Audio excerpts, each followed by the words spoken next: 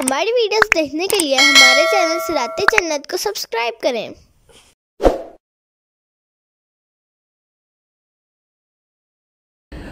وَلَا تَكُونُوا كَالَّذِينَ نَسُوا اللَّهَ فَأَنسَاهُمْ أَنفُسَهُمْ أُولَئِكَ هُمُ الْفَاسِقُونَ۔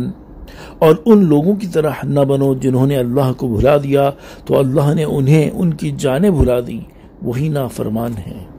تفسیر صراط الجنان یعنی اے ایمان والو ان یہودیوں اور منافقوں کی طرح نہ ہونا جنہوں نے اللہ تعالیٰ کے حقوق کو بھلا دیا اور جیسی اس کی قدر کرنے کا حق تھا ویسی قدر نہ کی، اور اس کے احکامات و ممنوعات کی ان کے حق کے مطابق رعایت نہ کی، تو اس کے سبب اللہ تعالیٰ نے انہیں اپنی جانوں کو بھول جانے والا بنا دیا، جس کا نتیجہ یہ ہوا کہ وہ اس چیز کو نہیں سنتے جو انہیں نفع دے اور وہ کام نہیں کرتے جو انہیں نجات دے، اور یہ بھول جانے والے ہی کامل فاسق ہیں۔ آیت وَلَا تَكُونُوا كَالَّذِينَ نَسُوا اللَّهَ سے حاصل ہونے والی معلومات۔ اس آیت سے 4 باتیں معلوم ہوئیں۔ نمبر 1، جن لوگوں کو اللہ تعالیٰ کے حقوق یاد نہ رہے جیسے یہودی اور عیسائی وغیرہ، ان جیسا ہونے سے منع فرمایا گیا ہے۔ نمبر 2، اسلام کے سوا کسی اور دین میں رہ کر اللہ تعالیٰ کو یاد کرنا قابل قبول نہیں، کیونکہ وہ کفار اپنے عقیدے کے مطابق اللہ تعالیٰ کو یاد کرتے تھے، لیکن ارشاد فرمایا کہ انہوں نے اللہ تعالیٰ کو بھلا دیا۔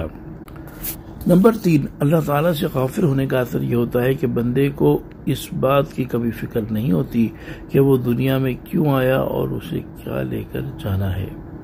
نمبر 4، آخرت کی فکر نہ ہونا اللہ تعالیٰ کا عذاب ہے۔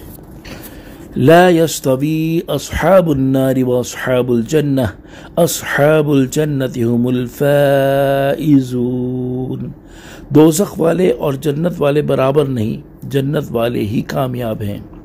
تفسیر صراط الجنان یعنی جہنم والے جن کے لیے دائمی عذاب ہے، اور جنت والے جن کے لیے ہمیشہ کا عیش اور سرمدی راحت ہے، یہ دونوں برابر نہیں، بلکہ جنت والے ہی کامیاب ہیں کہ انہوں نے اپنی زندگی اللہ تعالیٰ کی رضا میں گزاری اور آخرت میں اس کی نعمتوں کے مستحق ہوئے، جبکہ کفار دونوں جگہ نقصان میں رہے۔ لو انزلنا هذا القرآن على جبل لرأيته خاشعا متصدعا من خشية الله وتلك الأمثال نضربها للناس لعلهم يتفكرون۔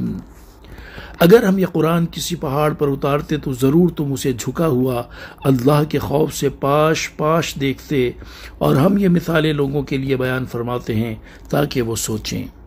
تفسیر صراط الجنان یعنی قرآن مجید کی عظمت و شان ایسی ہے کہ اگر ہم اسے کسی پہاڑ پر اتارتے اور اس کو انسان کسی تمیز عطا کرتے تو انتہائی سخت اور مضبوط ہونے کے باوجود تم اسے ضرور جھکا ہوا اور اللہ تعالیٰ کے خوف سے پاش پاش دیکھتے۔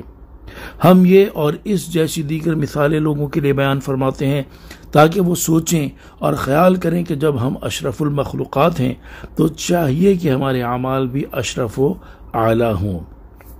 نوٹ، یاد رہے کہ یہاں آیت میں قرآن سے مراد اللہ تعالیٰ کا کلام ہے، اور اتارنے سے مراد اس کلام کو اس کی عظمت کے ظہور کے ساتھ اتارنا مراد ہے۔ یعنی اگر ہم قرآن مجید کو اس کی عظمت ظاہر کرتے ہوئے پہاڑ پر اتار دیتے تو وہ اس کی تاب نہ لاتا اور پھٹ جاتا۔ اس آیت سے اشارتاً معلوم ہوا کہ حضور انور صلی اللہ تعالی علیہ وآلہ وسلم کا قلب شریف پہاڑ سے زیادہ قوی اور مضبوط ہے، کیونکہ آپ کو اللہ تعالیٰ کا خوف اور اسرار الہی سے واقفیت کامل طریقے سے حاصل ہونے کے باوجود آپ اپنے مقام پر قائم ہیں۔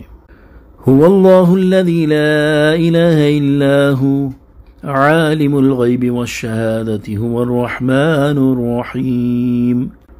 وہی اللہ ہے جس کے سوا کوئی معبود نہیں، ہر غیب اور ظاہر کا جاننے والا ہے، وہی نہایت مہربان بہت رحمت والا ہے۔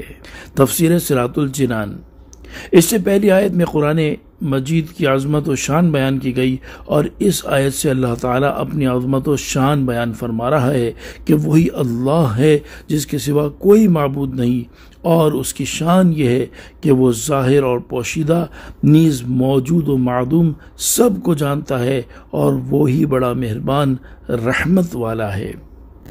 صلو علی الحبیب صلی اللہ تعالی علی محمد صلی اللہ تعالی علیہ وآلہ وسلم۔